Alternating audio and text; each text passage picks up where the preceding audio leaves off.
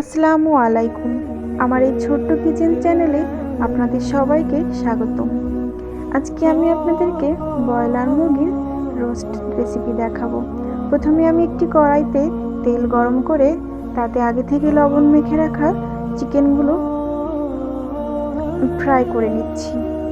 এরপর এপিট ওপিট ভালো করে ভাজার পর আমি তেল থেকে উঠিয়ে নিচ্ছি।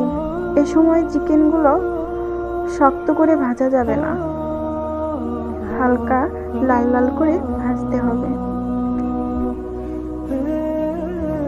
আপনারা দেখলেই বুঝতে পারছেন চিকেনটা আমি কতটা পরিমাণ ভেজেছি।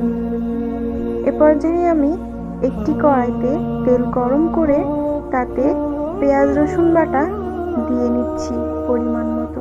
এখানে প্রায় 3 টেবিল চামচ পরিমাণ পেঁয়াজ রসুন বাটা আছে। এটা আমি ভালো করে নাড়াচাড়া দিচ্ছি যেন না লেগে যায়। এ পর্যায়ে আমি আগে থেকে থেতো করে রাখা এলাচ, দারচিনি আর লবঙ্গ দিয়ে নিচ্ছি। থেতো করে দিলে লবঙ্গের যে দানা দানা জিনিসটা সেটা মুখে পড়বে না। এখন আমি পরিমাণ মতো লবণ দিয়ে নিচ্ছি। লবণটা আমি পরিমাণে কম দিচ্ছি, কারণ আমি চিকেনটা লবণ দিয়ে মাখিয়ে রেখেছিলাম আগে থেকে।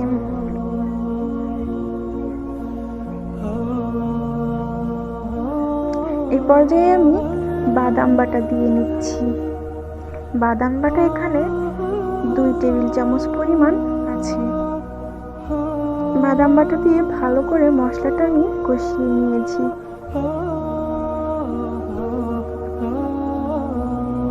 এখন আমি 1 চামচের 1.5 চামচ পরিমাণ ঝালের গুঁড়ো দিয়ে নিচ্ছি।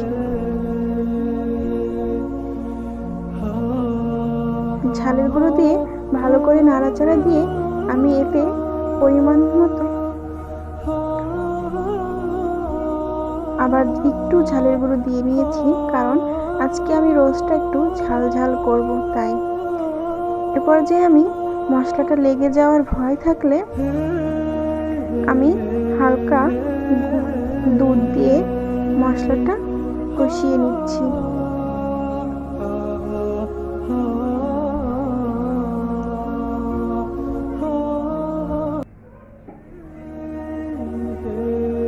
এভাবে মশলাটা তেল ফোটা ফোটা হয়ে এলে খেয়াল রাখতে হবে যেন মশলাটা না লেগে যায়। খুব বেশি নাড়াচাড়া দেওয়ার প্রয়োজন হয় এ পর্যায়ে।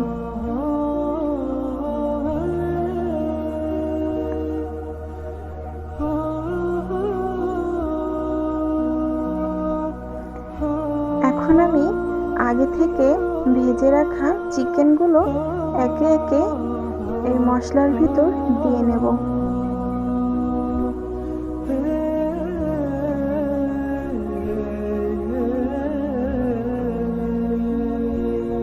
চিকেনগুলো দিয়ে আমি ভালো করে মশলার সাথে নাড়াচাড়া করে এর ভিতর 2 কাপ পরিমাণ গরুর দুধ ভালো করে লিকুইড করে, আমি এটা গুঁড়া দুধ ইউজ করেছি, আপনারা চাইলে লিকুইড দুধ ইউজ করতে পারেন। আমি গুঁড়া দুধ লিকুইড করে এই চিকেনের ভিতর দিয়ে দিয়েছি। এখন আমি ভালো করে নাড়াচাড়া দিয়ে এটা বলক আসার পর একটু লো মিডিয়ামে করে দেব, যেন এই মশলাটা ভালো করে চিকেনের ভিতর চলে যায়। এই তো আমি আমার পরিমাণ মতো মশলা রাখবো, খুব বেশি পরিমাণ রোস্টের মশলা রাখবো না। এরপরে যে একটু চেক করে নিচ্ছিলাম যে চিকেনটা কতটা বেশি সিদ্ধ হয়েছে।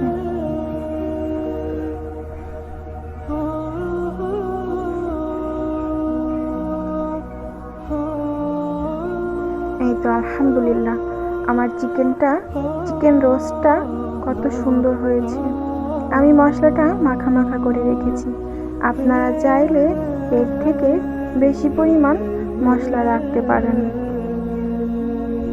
আমার রোস্টটা দেখতে যেমন বেশি সুন্দর হয়েছিল, খেতেও অনেক অনেক মজা হয়েছিল।